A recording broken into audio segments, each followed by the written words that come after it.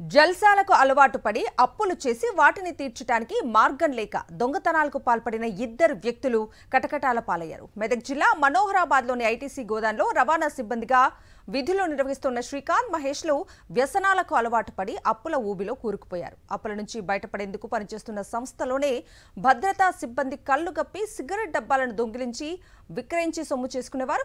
అయితే తాజాగా 10 లక్షల విలువ గల సిగరెట్ బాక్సులను విక్రయించేందుకు తీసుకెళ్తున్న నేపథ్యంలో పోలీసులు నిర్వహించిన తనిఖీలలో పట్టుబడ్డారు. విచారించగా ఐటీసీ గోదాంకు చెందిన సిగరెట్ బాక్సులు దొంగలించినట్లుగా ఒప్పుకున్నారు. ఇప్పటివరకు 33 లక్షల విలువ గల సిగరెట్లను చోరీ చేసినట్లుగా తెలిపారు.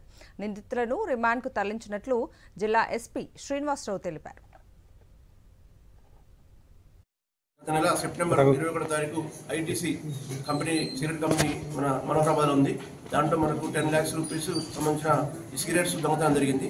దాని గురించి మనకు కంప్లైంట్ చేయడం జరిగింది.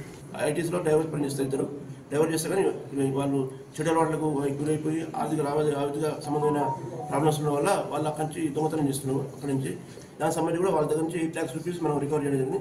మొత్తం 18 lakhs రూపీస్ మనం సంబంధించిన సరుకు సీజ్ చేయడం జరిగింది. వాళ్ళిద్దరిని ఈరోజు రిమాండ్ పంపుతున్నాం.